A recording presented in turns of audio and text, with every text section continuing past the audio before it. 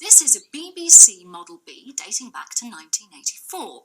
Today, of course, we use our computers to send email messages or to communicate with each other via the internet. But 12 years ago, such technology was still a thing of the future.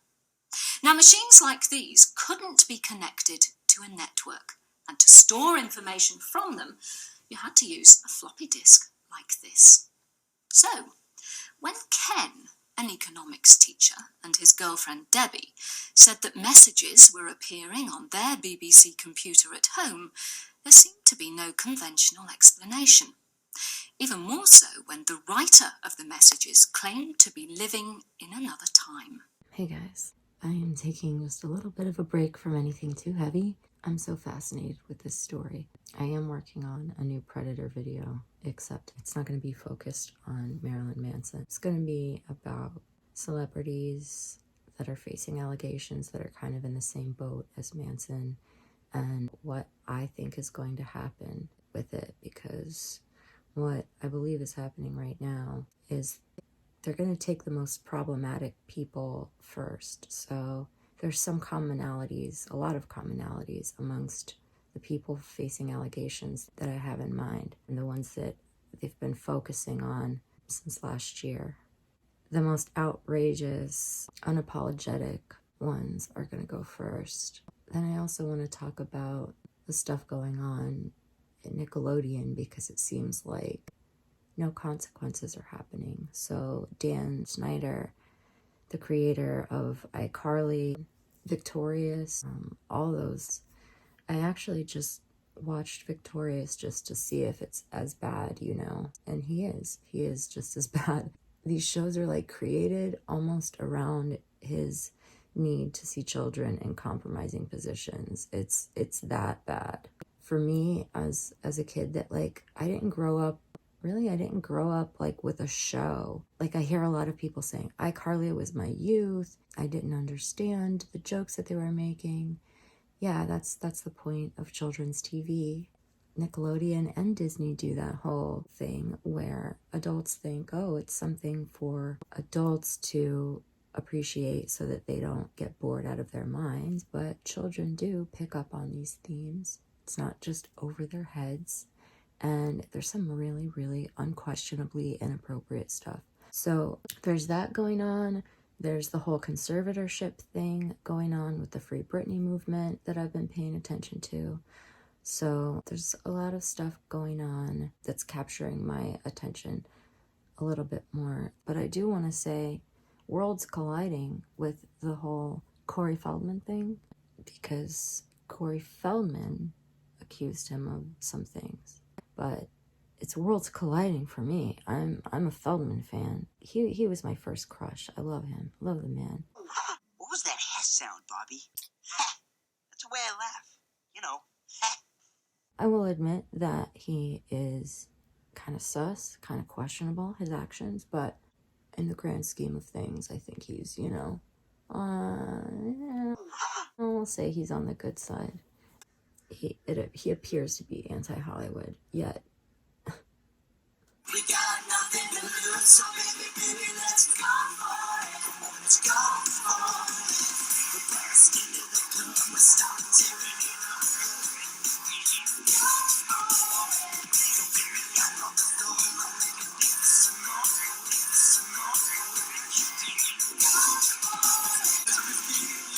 There's ocean wanna do this work, all we wanna do is work. Sound just watch Feldman twerk. I decide, now just let the doctor hear. You say get it, come on. Corey, many people, including me, had not so, many kind things to say. And you posted an emotional Facebook live video, and then you took it down. Why did you take it down? Well,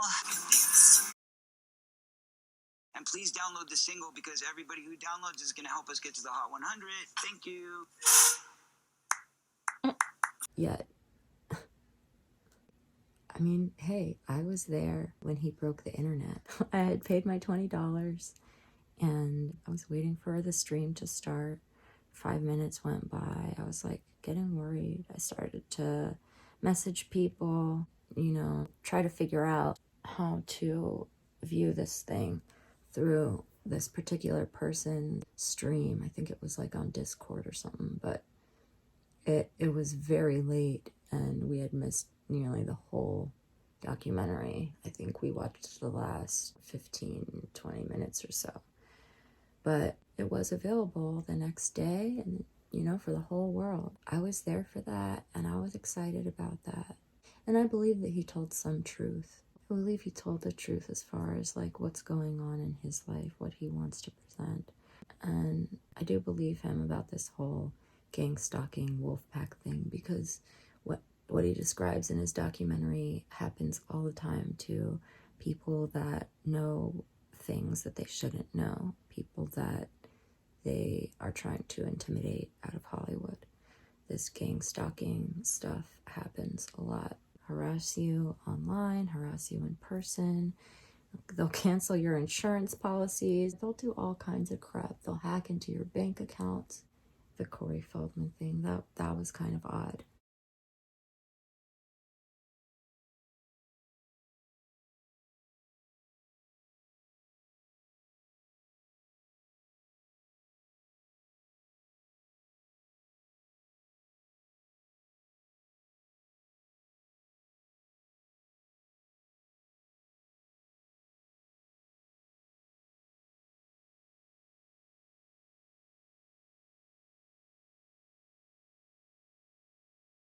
The major thing with Manson that happened so quickly, and it was just very glazed over, and so I just want to put it here. I thought, this just doesn't look good.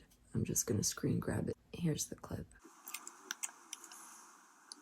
Hey, officers, we heard someone inside shouting they wanted to leave.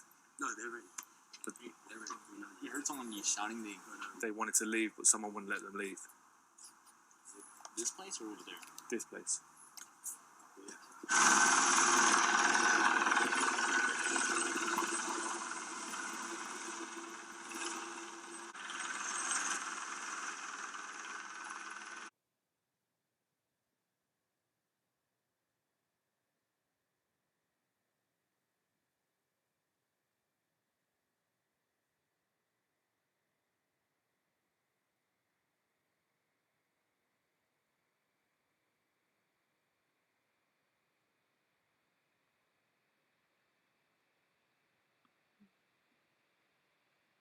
Every other article that discusses this welfare check doesn't say anything about that witness reporting that they heard voices screaming that they wanted to be let out.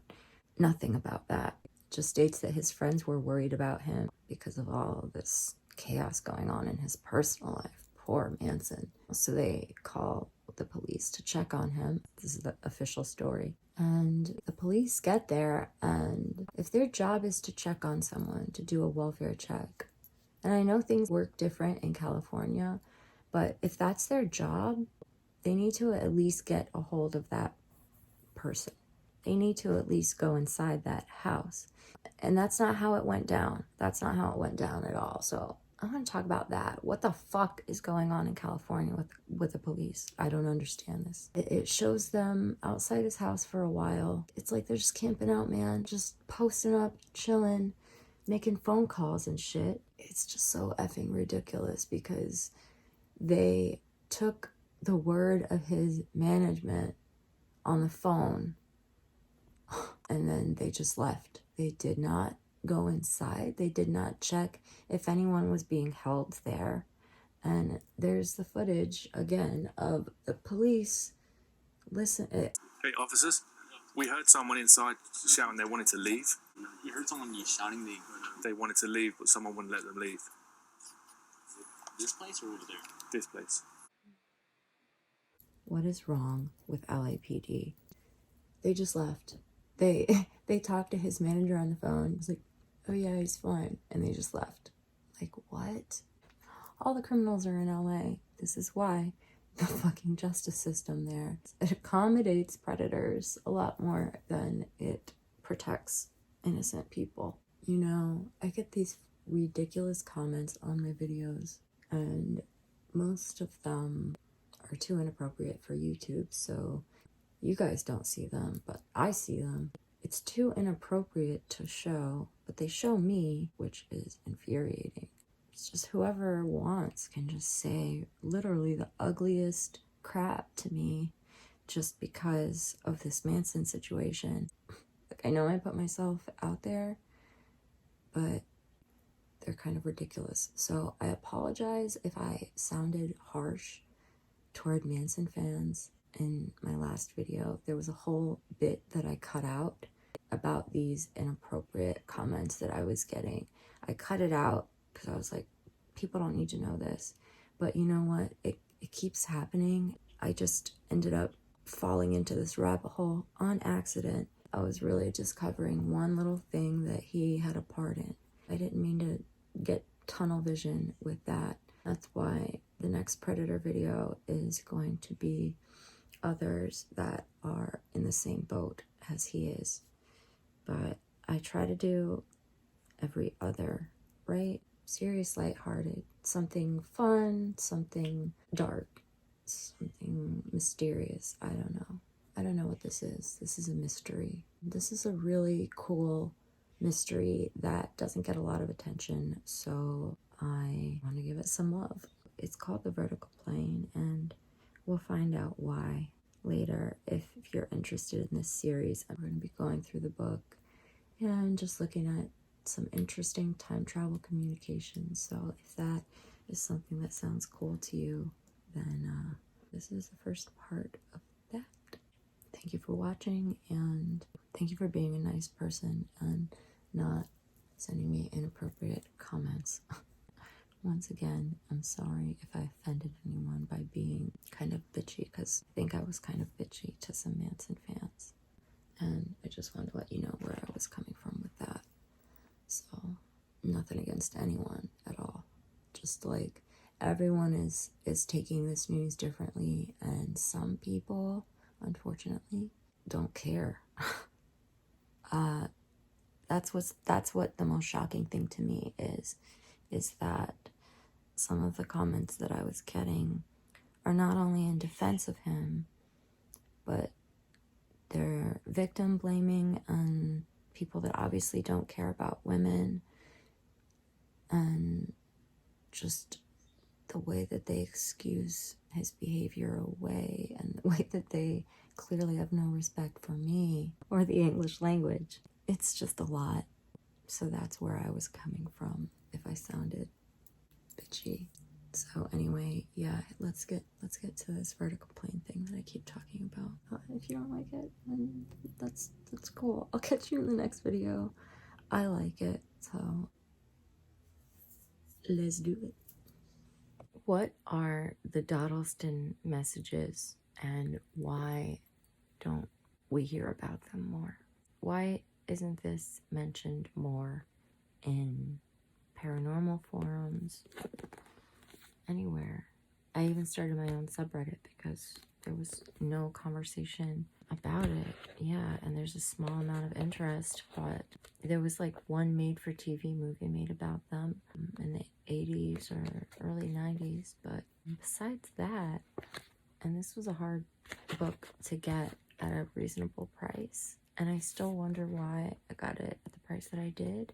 I think they must have done a repressing or something, but it's one of those books that you look for it, and even still some copies are like $1,000 or more. So let's break down the Dawdleston messages. So the name of the book is The Vertical Plane, and it's by Ken Webster, and he details all of this bizarre communication that he had through the computer. This was in the days before computers were in people's houses. So this guy worked as a teacher, some kind of academy, and he was able to bring a computer home from the computer lab that he worked at. Now, the book is really hard to get through. It provides a lot of detail. The whole book is just detail. You know, some of it is kind of boring. A friend pulled up, I'm helping her with luggage, just everyday stuff. Then strange things start happening.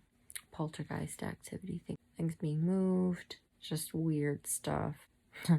Like the temperature drops and a gust of wind just catches the newspaper and just blows it into the air for a few seconds. Just weird shit. And they weren't like freaked out, they were more intrigued. So this is the first time he notices some kind of communication with the computer. So he's explaining to his wife's friend how to use the computer. She needed it for a very specific reason, to transcribe some document or something. So he gets it up for her, explains how to get the word processor going, because you guys that are old enough remember MS-DOS, and there was prompts that you had to put in and all this stuff. You had to like tell the computer what you wanted to do. So they go back to the screen and it basically no longer says Edward, which is the beginning of a Word document, but it just says BBC B32K Acorn DFS, which means nothing. So he assumes that she, user error, stupid woman kind of stuff. He discovers there's a new file named KDN. Nick's work was under single file names, for instance, D or O. The only other material on the disk was a colleague's timetabling outlines, as it was a borrowed disk. I called file KDN up. The disk drive hummed and clicked. The following is a poem. Ken, Deb, Nick, KDN. These are the 3 names of the people in the house. True are the nightmares of a person that fears.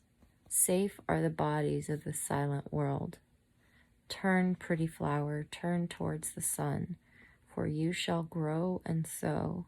But the flower reaches too high and withers in the burning light. Get out your bricks. Pussycat, pussycat went to London to seek fame and fortune. Faith must not be lost, for this shall be your redeemer. Can you imagine just reading a Word document that appears on your computer and it's addressed to you, and it's a fucking weird cryptic poem like that? That's what kind of pulled me into it. So I thought, you know what? It might be nice to just kind of go through the Cliff's Notes. I find it really interesting because the way that they wrote it back in the time that it was supposedly coming from, people that specialize in Old English actually compared this because it seemed really strange to the person that was reading it, and it actually seems really strange to me. It's not how I'm used to seeing Old English. It looks like this. I write on behalf of many.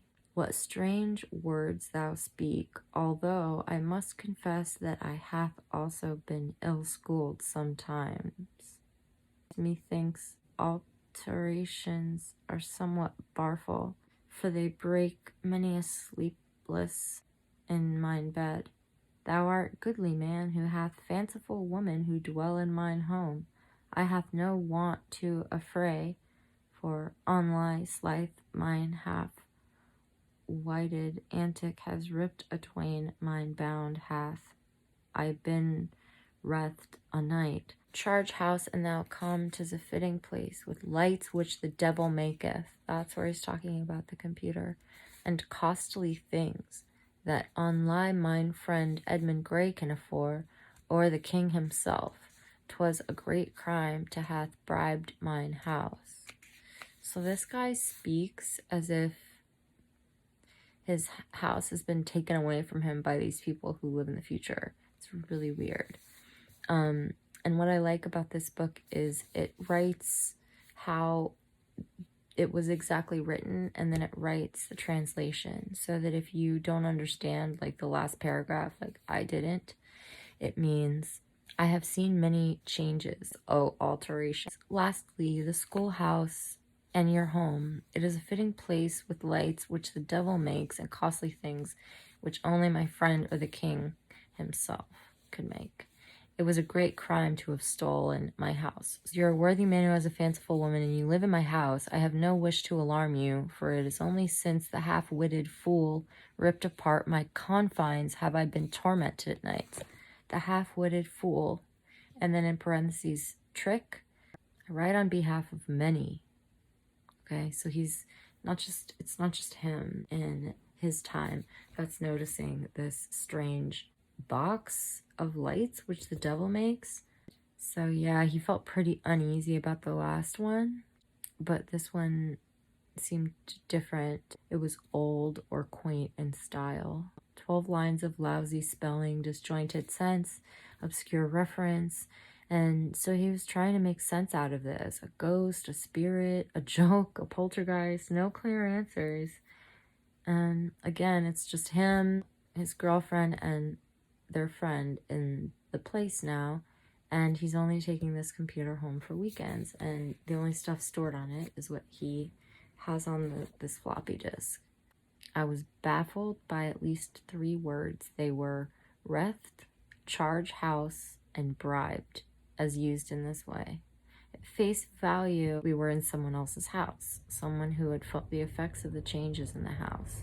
I was a goodly man, but I had committed a great crime. I had lights which the devil maketh. There was a feeling that we should try and link the disturbances, such as the stacking and appearance of the chalk marks on the pillar. To this message, perhaps we could tie the poem. That didn't take long. It was all some hopes. Look at the facts. But it niggled me. Those words of LW spoke to me more than I could reason why. Nick was all for it being John. I scratched around for ideas. Very few came. I'd shown this message to a few of my colleagues, as I'd shown the poem weeks ago, to get some other perspectives on it. So no one's really trusting each other. So this whole charge house, Barful thing. And Barful is something that I knew somehow, I think from Rhyme Zone, because I was probably trying to rhyme a word. And sometimes I come across really beautiful words and I'm like, oh, Barful, that's pretty. I gotta remember that for later. It meant like a shame, Barful. Eventually he gets this old English message over to his friend. So John is another character in all this. And John is just like an outside friend who goes to the university. And he's, of course, interested in this weird phenomenon that's going on at their house. These cottages are historic. Like, just looking at these pictures, there's chalk messages. That was one of the first things to happen. I know I'm all over the place here, but so we're talking to John, and they're basically like, well, what should we write next?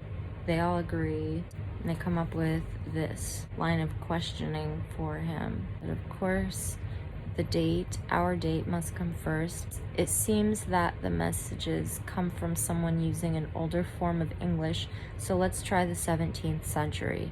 A disorderly run of questions followed, none of them carefully thought out. We settled for the following imprecise jumble of questions. It was clumsy, but on it went. It was little more than a joke after all. I typed it up on the computer. Where in the reign of Queen Elizabeth II? Thanks for your message. We're sorry for disturbing you. What would you like us to do? Did you live in a house on this land in about 1620? Do you want us to tell you more about our time? Why write a poem? Who is Edward Grey? Is he related to the Egerton family? Do you have a family? Is the King James or Charles Stuart? What is the charge house? Was this village called Dawdleston in your time, in your life? And how many families lived there? Thank you very much for your messages. Thank you for not making us afraid. Ken, Debbie, and John. So now they're all just like waiting for the response, right? And it's unreadable, so I'm gonna read the translation. The king, of course, is Henry VIII, who is 6 and 40. Was one confident line, but the message was signed LW 26 March Anno 1521. Not only was the date incongruous, but the construction, especially the question marks within the parentheses, was a modern idiom. So basically they're finding inconsistencies with the text, and then they also have these weird question marks in parentheses. So he says, "'Twas an honest farm of oak and stone. It is helpful that you should tell me about thy time. Dost thou hast horse? Edmund Grey, brother of John Grey, lives at Kinnerton Hall. Thy king, of course, is Henry VIII, who is 6 and 40.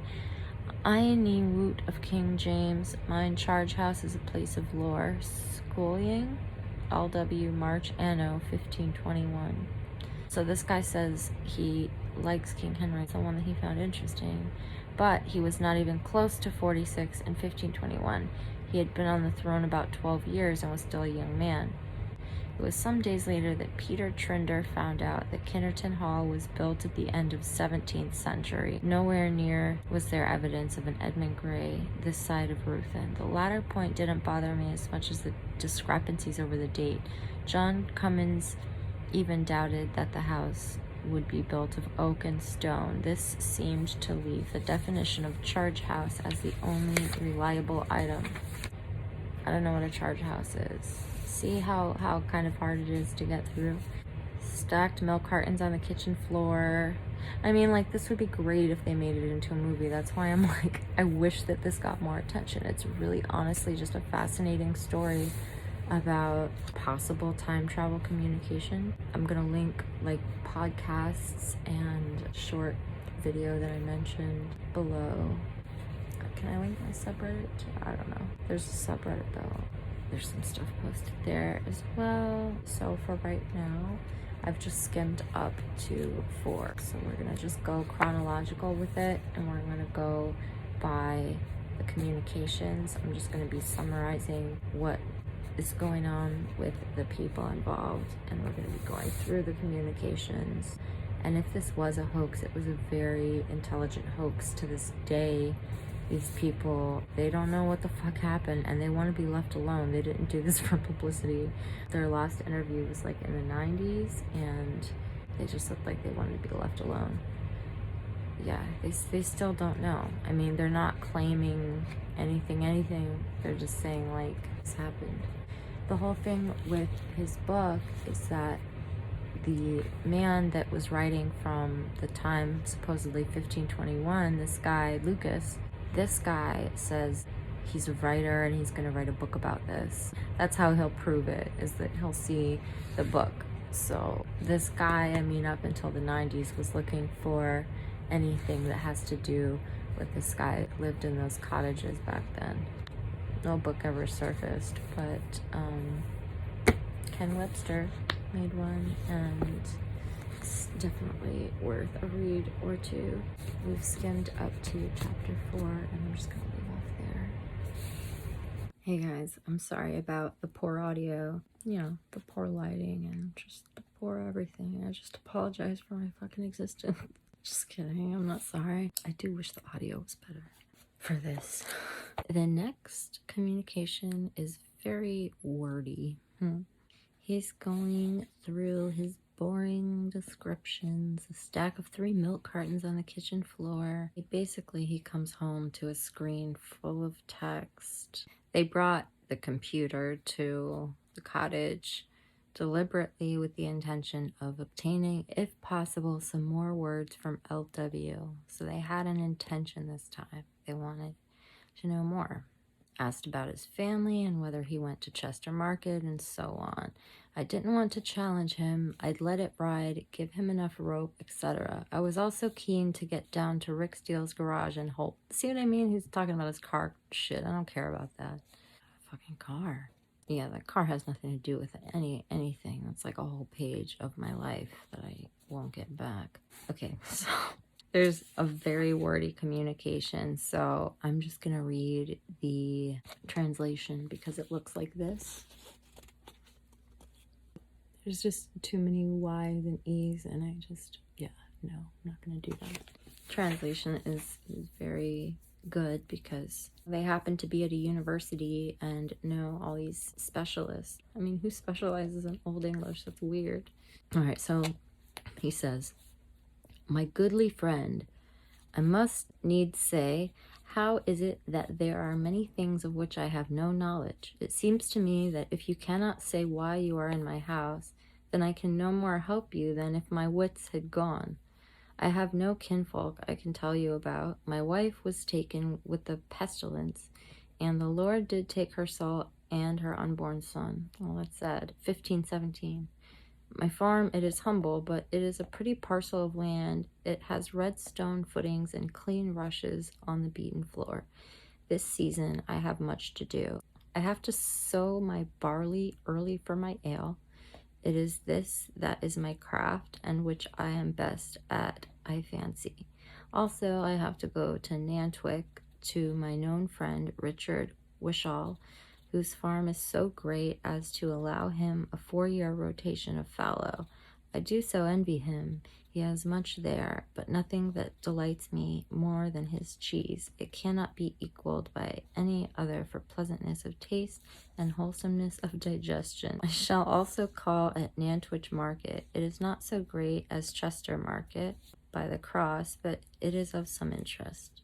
I shall need to go to Chester this season to get my shoes. My goodly friend Thomas Aldersay, a tailor by craft, makes them sometimes. I also make shoes, but none of my swine are ready. It is far too costly unless I need kill one. Do you know the country of Chester and the Watergate is a place that brings many traders. It is a shame the port does shrink. I can remember great ships now. They get smaller by each tide. But Chester Port is still greater than that of Liverpool. I am often to the east wall of Chester, Cow Lane. It is not so tiresome there than by the cross. That is when my fowl or swine do not trip up my poor body. I can here tell that you are a teacher in Hawarden. Do you mean Howardine? Do you still earn the great sum of £20 per year? I remember my unpleasant dean, Henry Mann, who is likened to a fish. If any boy shall appear naturally averse to learning after fair trial, he shall be expelled elsewhere, lest, like a drone, he should devour the bee's honey. Nay, I cannot make merry on holy day for fear of my life. My friend was once a fluting on a holy day, and did have his ears pinned to the wood block. I think when you say Dodleston, you mean Duddleston. My queen, of course, is Catherine Parr. Lucas. He's like, welcome to the puzzle. This guy really, he just sees it as like something really interesting that's going on. He doesn't know what it is. Whatever it is, he's intrigued by it. So if it is someone playing him, remember what you're gonna say. If it is someone playing him, he is kind of looking at it like a game. He just enjoys putting the puzzle together. He's like me, except a lot more boring. He talks about a lot of boring stuff too. Sorry, Webster, but you do.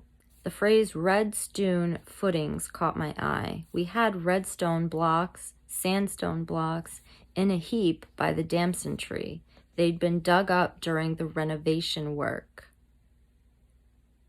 Sorry, I shifted.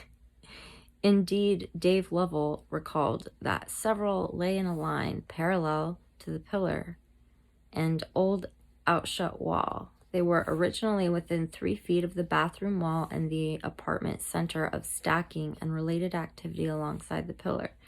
They were certainly red sandstone. This meant nothing to the skeptic in me. Well, it nagged, perhaps. Anyone could see those stones while snooping around in the garden or house.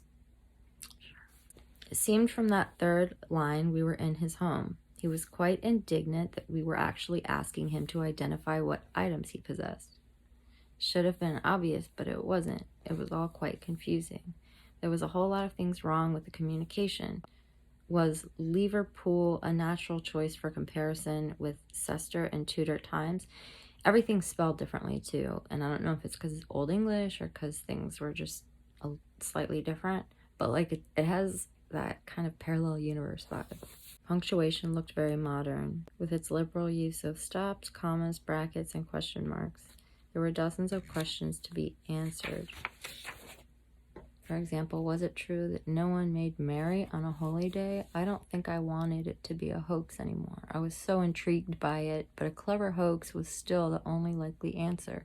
After all, we were always out when a message appeared, and it was becoming predictable that I would bring a computer home at weekends. There was opportunity for Lucas, but still not motive. For if the idea was to scare me away or drive me mad, it was failing. I was becoming excited by the puzzle. So were Debbie and Peter Trinder, who, interestingly enough, had traced a number of Lucas's words and found them to be exactly right for the period. though naturally he was puzzled by the punctuation. As a result, he was hooked on them. I couldn't resist the thought that what we were seeing might be from another time. Unfortunately, the exact questions we put to Lucas in reply to his message were not recorded because he accidentally left the disc. He lost the disc. Back then, we used to have these things called floppy disks. We had hard disk, floppy. So we had a floppy disk. Often, you know, really they're not that much money, but they were like, you know, like as much money as a cassette tape, I would say. And so you would like trade them, just like we would, you know, record over cassette tapes over and over again. God, I feel so old.